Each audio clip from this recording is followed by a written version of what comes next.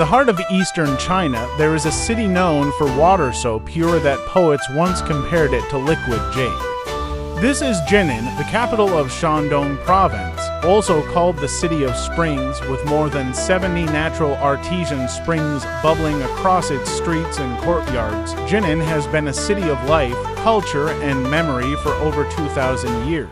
History remembers Shandong as the cradle of Chinese civilization, the home of Confucius and Mencius, a land where philosophy and politics shaped dynasties.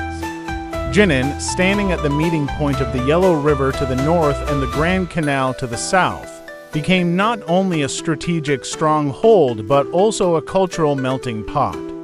Merchants, scholars, monks, and generals passed through its gates. They left behind not only poems and battles, but flavors that still linger on the city's tables today. By the Tang Dynasty, Jinan was already a bustling hub of trade. Goods from the south, silk, tea, and exotic fruits, traveled north along the canal, while the hearty grains and meats of the north journeyed south.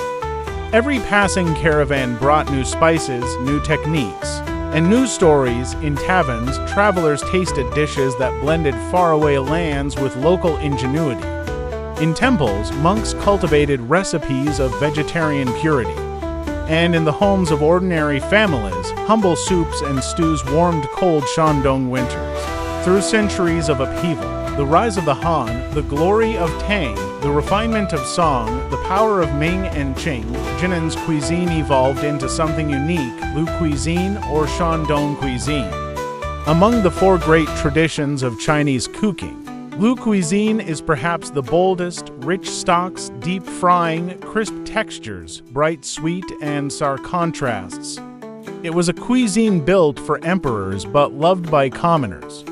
A style that could serve both the elegance of palace banquets and the hunger of laborers at dawn. Today, Jinan's identity still beats in rhythm with its food. Walk through the city at sunrise and you will see crowds around steaming bowls of Tranmo, the fermented flour soup that has fueled workers for centuries.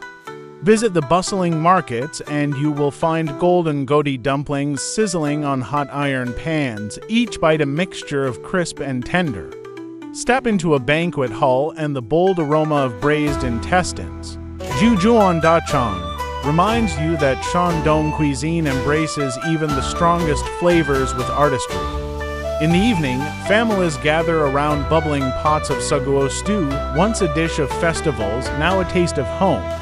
And across Shandong, trains still sell the famous Dezhou braised chicken, a dish that, legend says, even Emperor Qianlong himself once praised on his southern tour. These 5 dishes, humble and royal, simple and sophisticated, are more than recipes. They are fragments of Jinan's soul, chapters of a story that began in ancient China and continues today. To taste Jinan is to taste resilience, invention, and memory. And in each bite, we find not only flavor but history itself. For centuries, the Yellow River has shaped both the destiny and the table of Shandong. Jinan, sitting not far from its banks, became famous for its golden scaled carp. Locals believed that these fish, nourished by the strong currents, carried a spirit of resilience. In Chinese legend, a carp that dares to leap the dragon gate, the Yumenguan, transforms into a dragon. This story of struggle and triumph was not just a myth. It was a metaphor that inspired scholars, emperors, and common people alike. And in Jinan, inspired a dish that turned humble river fish into a symbol of prosperity. Records tell us that by the Ming Dynasty, the kitchens of Jinan had perfected the art of preparing carp. The challenge was not simply catching the fish, it was taming its bones, drawing out its tenderness, and balancing its strong flavor. The chefs of Jinan devised a method that was both theatrical and precise. The carp was kept whole, scales glistening, then scored with careful diamond cuts along its body. When deep fried, these cuts would blossom like golden petals, allowing the sweet and sour sauce to seep into every bite. To watch a Jinan chef prepare this dish is to see both discipline and artistry, the knife strokes echoing the rhythm of centuries of culinary tradition. Legend has it that during imperial banquets, visiting officials would marvel at the spectacle, a whole carp, mouth open as if leaping from the river, glazed in a sauce of ruby red. The symbolism was powerful. Serving carp was not merely serving fish. It was serving ambition, fortune, and transformation. For merchants who stopped in Jinan along the Grand Canal, a dish of sweet and sour carp became a way to taste both wealth and auspicious destiny. What makes Jinan's version unique is its sauce, a perfect equilibrium of contrasts. Sugar caramelized to a delicate amber, vinegar sharp enough to awaken the tongue, soy sauce grounding the sweetness with depth, and ginger cutting through the richness. It is sweet yet tangy, bold yet refined. The essence of Shandong Cuisine itself, the sauce clings to the crispy skin, while inside, the flesh remains tender and moist, breaking apart in soft white flakes. Every bite tells of balance between water and fire, sweetness and sourness, tradition and innovation, Dutch. To cook it properly requires patience. First, the carp must be cleaned and scored, not too deep, not too shallow. Next, it is lightly dusted with flour and fried until golden, the cuts curling outward like a blooming chrysanthemum. Only then is the sauce poured over. Sizzling, fragrant, red as lacquer, the presentation is as important as the flavor. The fish is placed whole on the plate, head raised high, tail curved as if still leaping forward. To the diner, it is not just food, it is a painting, a sculpture, a story captured in flavor. Even today, in the restaurants of Jinan, families order this dish to celebrate weddings, festivals, or business triumphs. Parents tell their children the old story, eat carp, and you too may leap the dragon gate one day. Travelers, meanwhile, discover that behind its dramatic appearance lies a taste both comforting and unforgettable. The crunch of the skin, the softness of the meat, the dance of sweet and sour on the tongue, all speak the language of a city that has married its river to its table for centuries. In the end, sweet and sour carp is more than a recipe. It is Jinan's emblem, a dish that embodies ambition, artistry, and tradition. From the Yellow River's currents to the banquet halls of emperors, from the myth of transformation to the reality of flavor, this carp has carried Jinan's name across China and into history.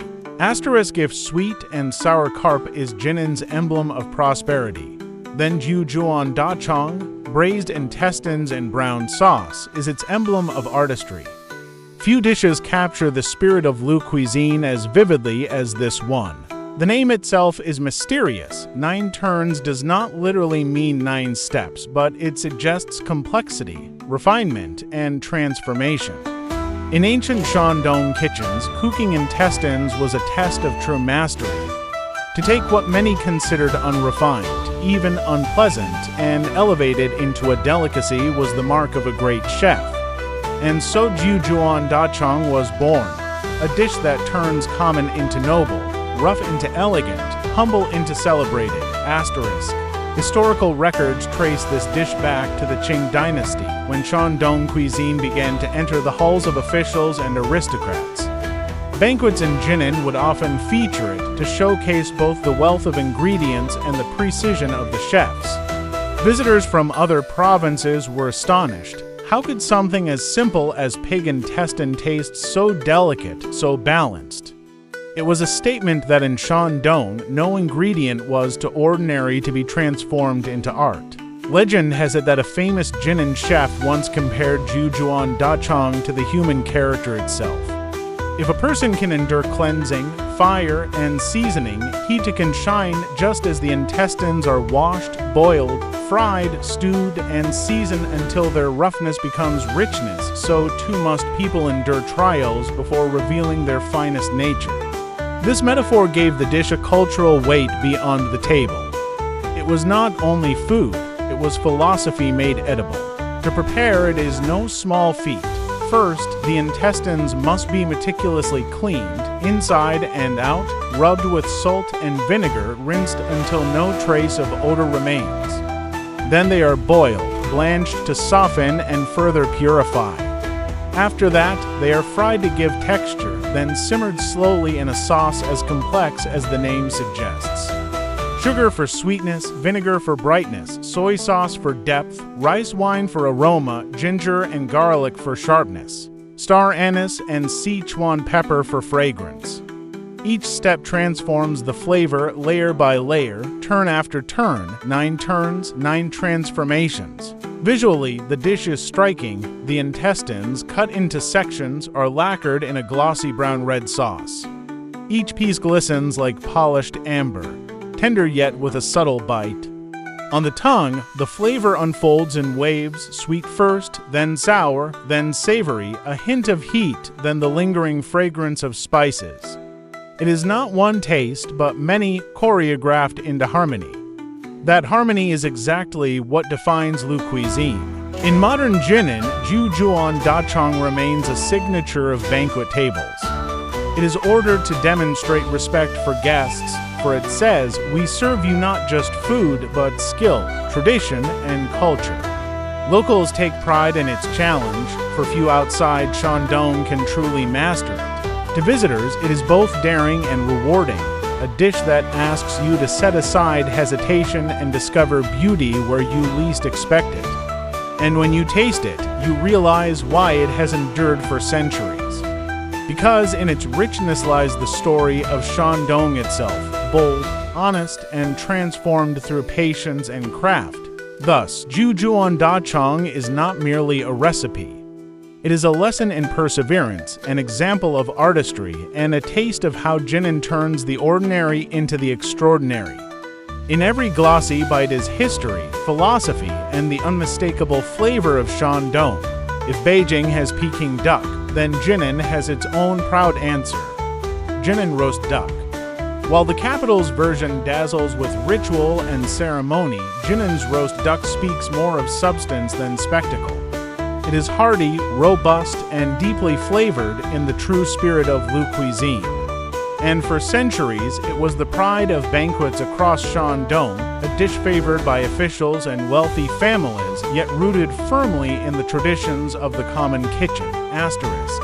Historical notes tell us that by the late Ming and early Qing dynasties, roasting techniques in Jinan had reached remarkable refinement. The ducks were selected carefully, fattened on local grains, and seasoned with a blend of aromatics unique to the region.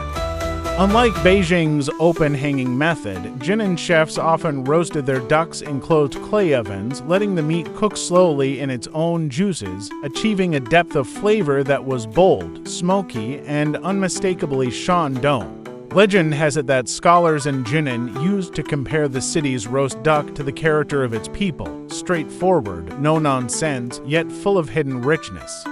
The crisp golden skin represented strength and resilience, while the tender, juicy flesh beneath spoke of warmth and generosity. To share a roast duck in Jinan was to share not just a meal, but an understanding of the city's soul. Preparing the dish requires both skill and patience. The duck must first be cleaned and air-dried, its cavity filled with ginger, scallions, and 5-spice. The skin is brushed with a maltose glaze, giving it a brilliant amber sheen once roasted. Then, in the clay oven, the bird is cooked slowly, rotated until every surface is evenly crisped. When it emerges, the skin shatters at the touch of chopsticks, releasing the aroma of caramelized sugar and roasted fat, while the meat pulls apart tenderly, moist and flavorful. To taste, it is to taste Shandong itself. Bold, straightforward, and generous, it is not a dish that whispers. It speaks loudly, with crisp skin, succulent meat, and flavors that linger long after the meal is done. In the end, Jinan Roast Duck is more than food. It is heritage, identity, and a testament to how a city can transform the simple act of roasting a bird into a story told for generations. Asterisk, if the soul of Jinan mornings could be captured in a single sound, it would be the sizzling of Guotie on a hot iron pan. Known in English as pan-fried dumplings, Guotie is one of Jinan's most beloved street foods, simple, golden, and irresistibly satisfying. The origins of Guotie stretch back centuries.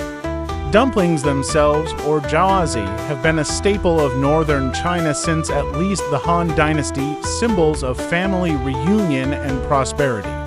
but Jinan gave them a new life by taking the humble dumpling and transforming it into something spectacular with the power of fire and oil. Where boiled dumplings are soft and tender, Guotie is bold and crisp with a golden crust that crackles between the teeth. Legend has it that Guotie was born from an accident.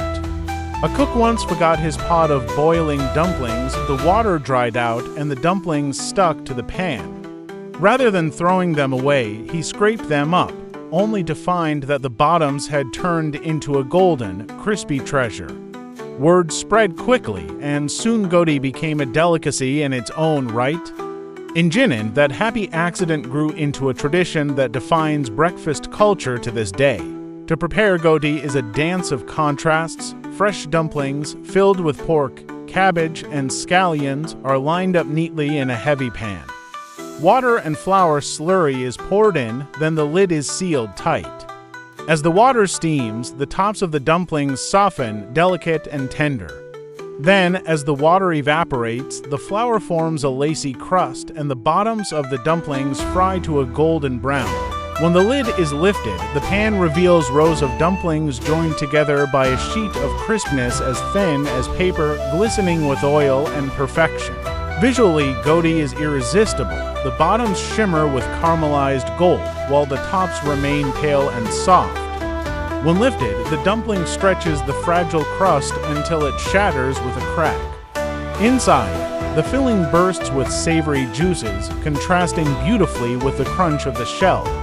It is texture and flavor in harmony, crisp and tender, simple and profound. In the markets of Jinan, Guotie is more than food. It is part of the city's rhythm. Street vendors rise before dawn, heating their pans, the aroma of frying dumplings drifting down narrow lanes. Office workers, students, and elders alike line up for their portion, a handful of golden dumplings tucked into paper bags or served with vinegar-dipping sauce. For many, the day does not truly begin until they have tasted that first bite, hot, crisp, and comforting. Symbolically, Guotie has always carried meaning. Its golden color is associated with wealth and fortune, while its shape recalls ancient Chinese ingots, a reminder of prosperity for the year ahead. That is why Guotie is often served during the New Year season, alongside steamed dumplings as a wish for abundance. But in Jinan, it is also everyday food, a comfort available for just a few coins, proving that prosperity need not be rarefied. It can be shared daily in the crunch of a dumpling. Today, Guotie stands as one of Jinan's most accessible culinary treasures. Restaurants refine it with creative fillings, but the truest Guotie is still found on street corners, sizzling in iron pans, waiting for the morning crowds. To eat Guotie in Jinan is to taste the warmth of the city itself, straightforward, hearty, and welcoming. In the end, Guotie is not merely a dumpling. It is a story of accident turned tradition, of simplicity turned art. From the clang of the pan to the laughter of breakfast crowds, it carries the essence of Jinan's daily life. Each golden bite is a reminder that sometimes the greatest treasures are born not in palaces, but in the humble kitchens of the people. If Guotie is the sound of Jinan mornings, then Tianmo is its soul. This sweet fermented flour soup has been the city's breakfast staple for centuries, humble, hearty, and inseparable from daily life. Unlike the grandeur of roast duck or the artistry of braised intestines, Tranmo belongs to the people.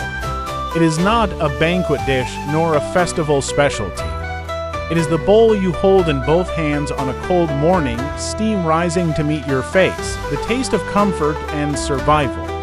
To understand Jinan, one must taste Tianmo, for it is the dish that sustained workers, farmers, and students through generations. The origins of Tranmo lie in thrift and ingenuity. In the Ming and Qing dynasties, families in Jinan discovered that leftover grain flour could be fermented lightly, producing a sour base that, when cooked with vegetables and peanuts, became both filling and flavorful. Over time, this simple practice evolved into a tradition. For pennies, one could eat a bowl of Tranmo, add a fried dough stick, and have the strength to face the day. It was the food of survival, turned into heritage. To make Tranmo, a slurry of fermented flour is cooked slowly until thick and fragrant. Vegetables, cabbage, spinach, or pickled greens are added, along with tofu slices and fried peanuts. The result is a soup that is at once sour and savory, its flavor deepened by the fermentation. The peanuts float on the surface, offering bursts of nuttiness, while the greens and tofu add substance. Though it may look plain, Tranmo has a complexity that surprises anyone who tries it for the first time. Visually, Tranmo is modest, a pale, slightly cloudy broth dotted with green vegetables and golden peanuts. But in that modesty lies its beauty. The steam rises like a morning mist, the smell tangy yet comforting. When paired with a crisp yao diao, Chinese fried dough, the textures play against each other, soft soup, crunchy bread. Together, they form a breakfast that is simple yet unforgettable. Legend has it that in old Jinan, street vendors carrying pots of Tranmo would walk through alleys before dawn, their ladles striking the side of the pot to announce their arrival. Families would rush out with bowls, eager to buy a ladle or two. The sound of the ladle tapping became the unofficial alarm clock of the city. For the poor, Tranmo meant survival. For the busy, it meant convenience. For everyone, it meant the taste of home. Symbolically, Tranmo reflects the resilience of Jinan people. It is proof that even in scarcity, ingenuity can create something nourishing and lasting. It embodies the Shandong spirit, strong, practical, and unpretentious. Just as carp represents prosperity and roast duck represents celebration, Tranmo represents endurance, the ability to find warmth and fullness in the simplest of means. Asterisk today, Tranmo still fills Jinan's streets at dawn. Markets bustle with steam rising from great pots, vendors ladling the soup into bowls, customers standing shoulder to shoulder. For locals, it is tradition. For travelers, it is revelation, a proof that sometimes the most ordinary dish is the most essential to understanding a city. In the end, Tranmo is more than a soup, it is memory, resilience, and identity served daily in humble bowls. In every sip, one tastes not only fermented flour and peanuts, but the centuries of Jinan's mornings, countless days begun with steam, warmth, and the quiet strength to carry on. Asterisk.